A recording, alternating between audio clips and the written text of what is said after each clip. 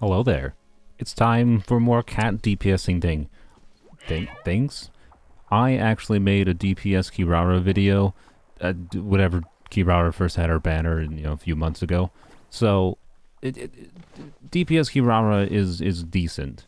Better than DPS Charlotte, who I made a video on recently as well. The main reason for that is Kirara has a couple things going for her. One, that she's Dendro, so she can, take advantage of the way that the spread reaction works. And then secondly is that she has a burst multiplier that's, 1000% at level 10, which is nice. By the way, I have C2 Kirara for this video. And the main reason I actually want to make another video on DPS Kirara is because Furina has given some new life to DPS Kirara. I want to make it clear, like, I don't think this is necessarily how you should build Kirara. She is a good generic shielder. Like, she has decent shielding in her skill multipliers here, like 25% max shield absorption, right? But I find her really fun to DPS because I find it fun just to, like, run around in catbox form into enemies and meow. And yeah, that's this character. It's not good. Like, obviously her spread damage does not compare to Tignari's spread damage or Alhaitham's or whatever, right? But it is fun, and on top of being fun, as long as it clears Abyss, that's all that really matters today, right? Well, camera just swung out dramatically. Anyhow, enough rambling. I'm gonna do dailies, I suppose, and I'll talk about this team a little bit, and I'll showcase this team specifically. But yeah, the main reason I wanted to make another video is because of Furina, and quite simply that's because the nature of the spread reaction is, like, the more damage bonus you can have, right? The damage bonus is one of the main ways you can, see decent damage. Okay, everything's dying because it's dailies before I can do a single thing with Kirara. But the more damage bonus you have, the bigger, like, increase you'll see in your spread damage, right? And yeah, so damage bonus good, go figure. But also, other than damage bonus, the fact that Furina can do hydro damage, right, without having to do any normal attacks, like Xingqiu or Yelan or whatever, means you can spend time in catbox form where you can't do normal attacks, just run into enemies, and you're still getting hydro application, and you're doing dendro application at the same time, and you're getting core generation. So, this specific team, you can change a little bit to use different electro characters in particular. It's genuinely probably a better team if you, like, switch to Kuki or Raiden instead of Yai. I'm going to use Yai in this video because I like Yai. Oh, and the other gimmick and why I like Yai is because it's full of animals. We've got a snake, we've got, Furina's crab, her octopus, and then, of course, the seahorse here. And then, of course, we have 1, 2, 3 foxes, and, of course, we have a cat. So, maximized animal damage is the goal here. But realistically, just, a Hyper Bloom Kuki might just be a better variation of this team. Just keep that in mind. For what it's worth, Kirara, since you're building her for DPS, you don't have as much HP as you normally would on her, which means she's shielding a lot less, right? You're building for her for damage, not for shielding. So when Kirara has, about 21,000 HP, like she has here, and we're only able to do one skill, her shield is not absorbing a crazy amount of HP. It's absorbing like 4,000 damage or something, I think, which is not nothing, but it's not significant enough to be like, oh yeah, you're probably going to rely on that against difficult fights in the Abyss. But it might be enough in, like, Overworld as far as, like, protective utility goes. But I'd still recommend a healer because, of course, Furina likes to drain your HP. If you don't have Baiju, I do think I'd probably recommend Yao Yao instead of Baiju in this team. Having some extra Dendro is nice. And Yao Yao's a good healer as well. The other option would be, something like Kuki, actually. Again, Kuki would actually be an interesting option instead of Baiju. You're gonna have issues, right, keeping up the bonus from Furina's damage bonus if you do someone like Kuki, though, because she's not exactly the ideal healer. But I don't know, it's an interesting option. Baiju is, I'd say, ideal. Yao Yao is probably the second most optimal choice, would be my guess. The only downside of Yao Yao is, Kirara can spend quite a long time in her catbox form, which means the more, damage you want to do with Kirara, the more time you want to spend in catbox form, then the less you want to spend time on other units, right? So Yao Yao having to spend 5 seconds on field to do her burst means Yao Yao's not necessarily ideal over Baiju, But Yaoyao's potential Dendra application in AoE out might actually make her situationally kind of better in some ways than Baizhu, because that's just how good Yaoyao is. The point is, you got different team options with the cat. That's all you really need to know. Don't necessarily just stick to this one core team variation. You can swap around the healer, you can swap around the electro unit, you can even swap out the cat, but if you want to DPS cat, I don't recommend swapping out the cat. Alright, before I go over my specific build on Kirara or anything, I'm going to just show her damage quick in this Fontaine domain that you probably are used to. And you'll get to kind of see how it works here shortly. Of course, keep in mind that because of Furina, we're going to see a little bit of extra damage on the cat here. Like a nice 95k there. That will be a little bit... That's going to be a bit higher than what we get in Abyss. Nice 40k there. And we're just going to use Yai to finish him off. Oh, I don't have Furina's Burst out. Well, okay. We'll be able to see the damage without Furina's Burst. Ideally, you of course want Furina's Burst, but I don't know, the side effect of domains is sometimes you just don't... you don't get things going when you want to have them going. Nice 27k without Furina's Burst there. Now we'll get to use it, and let's just smack. Blam. Oh, so 66k I think was without the without Quicken going, because I didn't have Yai going. That was an oopsie. Sometimes I do find if I want to trigger Quicken, like, depending on how Yai targets things, I do need to end up doing a couple normal attacks with Baizhu to try to get Quicken going, but it's usually not that problematic. Blam. Nice 64k. I also didn't have Yai going there because I was talking. Oh well. So yeah, Kirara can do not insignificant damage. We'll see less damage in Abyss, but we'll see how much we get in Abyss compared to this domain. Alright, for overall builds, I'll talk about Kirara's specific build, because obviously, because of Furina's existence, you can use Marshosei Hunter, so I'm going to talk about that for a second. But Baiju's on a normal Deepwood build. It's nothing fancy. He has a bunch of ER because it's Baizhu. I have him on R5 Prototype Amber, and 45k HP, which is pretty good. Furina, 4-piece Golden Troop. I have her on Favonius Sword, and she has about 200 ER, 7150. It's a good Furina build.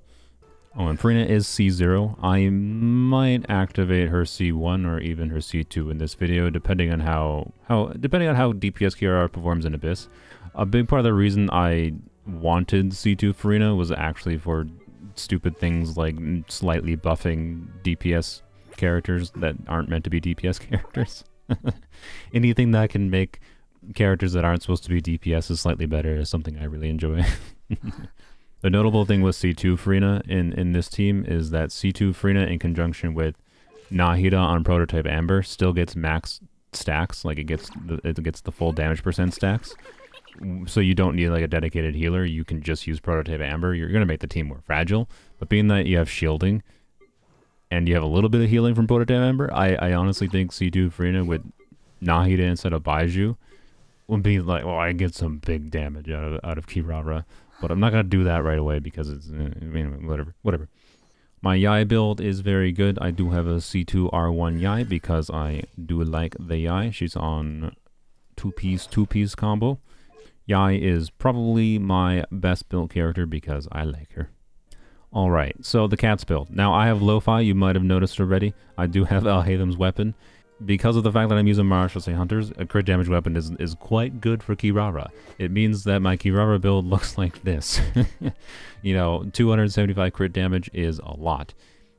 And with Marshosei Hunter stacks built up, I have, I believe, about 82% crit rate, which is pretty good. Specific artifacts, if you want to see them, I literally just got this artifact yesterday. That's what took my Kirara from having like 35% crit rate to 45% crit rate at a baseline. So this was a very nice artifact to get. And then this is very, very good as well. This is very, very good. This is a really good goblet. And then there's there's this, which, yep. As far as weapons other than Lo-Fi, obviously you could use another crit damage weapon, which is what I would want to do. If I didn't have Lo-Fi, realistically, Blackcliff Sword might be the best option. Wolffang can be a very, very good option on paper for DPS Kirara. The only problem is, like, it gives a whole bunch of free crit rate in both its passive and its substat. So, you know, being that Marshosei Hunters gives a whole bunch of free crit rate, you might run into the issue of overcapping crit rate. So it kind of just depends on your artifacts, right? I also think there's interesting potential for weapons like Lion's Roar, particularly in a more Electro Aura heavy version of this team. If you can consistently get the passive on Lion's Roar up, attack percent passive doesn't do nothing for Kirara, and the damage bonus in the passive might meaningfully increase Kirara's damage as well, both in her skill and her burst. And then you also have the option of doing, EM weapons, something like Iron Sting, gives damage bonus in its passive, as well as it has EM, which increases your spread damage. Like, I don't know. Point is, DPS Kirara has a lot of options. Lo-Fi's passive also, for what it's worth, other than the crit rate, obviously, this passive does not work at all, because Kirara cannot do elemental damage with her normal attacks, but we're going to go with it because just the value of that fat crit damage is going to let us see some big numbers on Kirara. That's why. Honestly, Lo-Fi was one of the biggest mistakes for a weapon I ever went for. I went for it because I wanted to use it on DPS Kazuha, Pyro DPS Kazuha, with C6 Bennett, and that was not worth doing. But you know what? We're getting more We're getting more value out of my past mistakes today. Onwards to the Abyss. Oh frick! The Abyss reset. So okay. Well, whoops. I guess I'll see you when I get to floor 12. Alrighty, we are at floor 12. Now I gotta decide what team I want where. Alright, on the first side, just because, the lectors are total buttholes, I'm gonna use Nuvilet, Hyperbloom on the first side. So, my Nuvilet is C0. It's not gonna be any insane damage from Nuvilet in particular. It's definitely not the strongest team I could make, I assure you, for beating the first half. My Nilou team would rip through the first half way faster than Nuvilet can. My Nuvilet, at least. So, anyways, let's see how it goes. Attack percent, that'll buff Kirara slightly. Wow, I did terribly on the Nuvilet side. Alright, a minute should be fine for Kirara. Probably. We'll see. The ideal rotation I've usually found to try to give a little bit of time for some drain to happen with Furina in this team. Oh, you go invisible. Of course you do. Where'd you go? There we go. Okay, let's do that. Hey, a nice 100k. I honestly didn't think we were going to reach 100k in Abyss. Let's go. Ideal rotation is generally doing Furina's skill into Furina burst, and then a little bit of drain can happen. I can use Yai's skills, and then use Baiju burst, and then go to Kirara, and then do some Kirara stuffs. Let's see, what are we getting here? 19k, not bad. 35k on that, and burst. Blam, 85k that time. Oh boy, you're invisible. Where are you?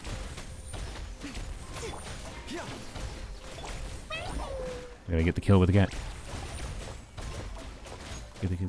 Yeah, blam! Yeah, I got the kill with Kirara. Let's go. Well, kind of simultaneously with the other hits, but let's go. I was even with a very scuffed, very scuffed first side. Hey, skill damage. We'll take it.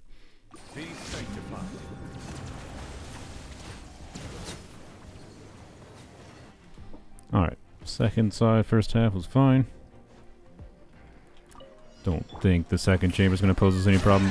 The chicken is obviously not ideal to do a spread DPS against the surprise, because it's very Dendro resistant, but it's still not horrible.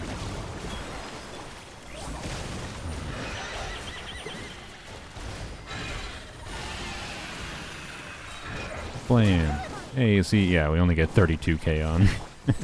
Only get 32k on Kirara there, but having Yai in this situation will help us a lot because, Aggravate is very good for the chicken.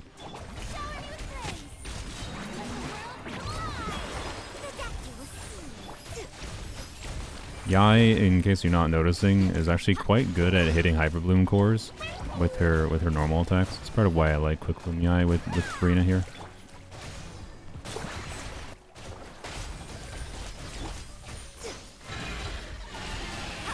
Well, I'm probably not even going to include much of the chicken fight there, because that was really boring. I couldn't do anything that fun with Kirara because Dendro resistance, but hey, we got one big hit there. Yai mostly did the work there, though, let's be real. I mean, okay, if we're being real, most of this, the Kirara team's damage is not coming from Kirara. But the fact that you can see decent damage numbers from Kirara is not insignificant. It's certainly a heck of a lot better than my DPS Charlotte was. Solo Nuvilet is more than enough just for 2 lectors. It's just Ignore the fact that half my party's dead. Alright, let's go. Now, this team is a very comfortable team is how I would describe it. Ow. Like I said, it's a very comfortable team. Your characters rarely die. I was purposely trying to like use Yai's skill to avoid the attacks there, but I obviously didn't go out of range. Whoops. Alright, like I was saying, this team is a very comfortable play. It rarely dies, as long as you don't, you know, commit suicide. Alright, but the real question is if I'm running, oh boy, if I'm running in this thing's face, oh boy, this is a lot of damage. There's a nice 70k there. Running in this butthole's face. We have the same issue. I don't know. I think we're fine thus far. Do that. Do that. Okay. Let's stop. Okay. Decent damage. We're dying. It scared me. Okay. Blam. Oh, okay. I think I didn't have Aggravate going. That was not as much damage. Or Furina's Burst expired. One of the two. Oh god. Oh god. Guy's dead. Not ideal. Okay, the skill damage is not there when I don't have Aggravate. or Electro. Turns out Coppelius deals a lot of damage, and that's annoying. Who knew? I really prefer range damage to deal with Coppelius, personally. So Kirara is not necessarily ideal for this abyss, but the damage is fine. Okay, stupid buttholes. Alright, good, we got a fab trigger this time. Alright, don't get whacked by Yai. Or whacked on Yai, I should specify, not whacked by Yai. I mean, I'd like to get whacked by Yai. Okay, don't kill my cat. Blam. That didn't crit. Sad.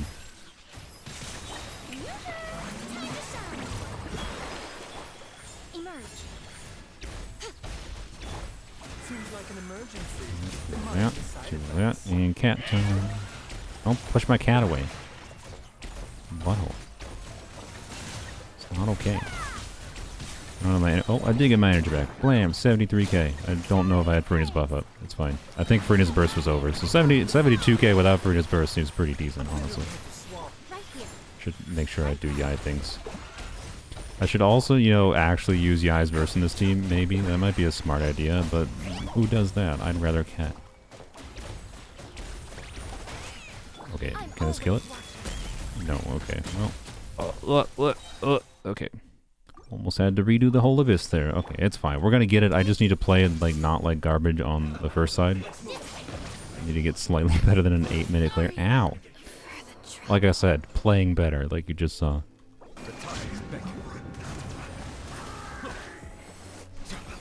Wow, it definitely didn't take me 5 tries to get a decent clear on that side. Nope. I wouldn't even call that decent, honestly. It was just not garbage. I had to pick up the fab particles on Furina there.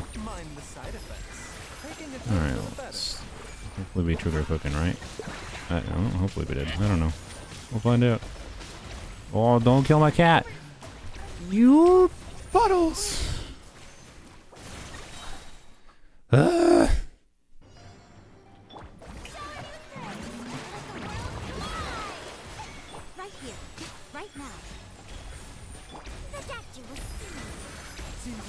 Yeah, try not to die on my cat this time.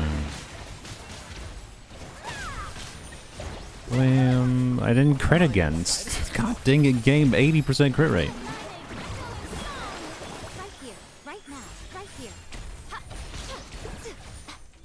Do this.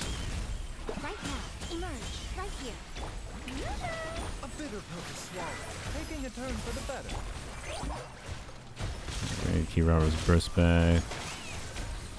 I don't think I'm gonna save Kirara's burst until our next cycle here. See if we can kill her with Kirara.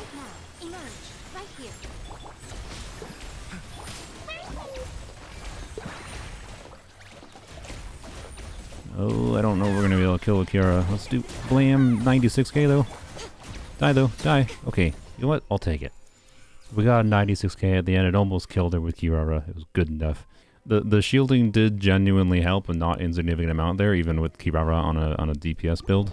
Right, we got a little bit of shielding from Baiju, and then of course the healing from Baiju helped a lot. So as long as like you weren't being one-shot, it was mostly fine. It was not that hard. It didn't take me that long to do that.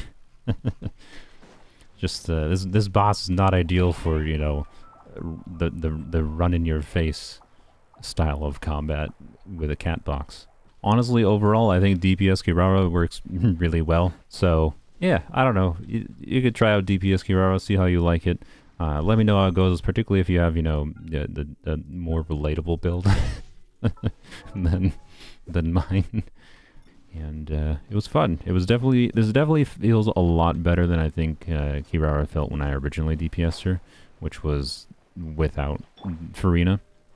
I honestly don't even think there's a reason for me to have to like do Furina C2 shenanigans, other than, you know, just to see like a lot bigger damage from Kirara. I assure you, like with Nahida instead of Kirara, especially because of the fact that I have C2 Nahida, and you can get, you know, the defense shred going because you have an electro unit.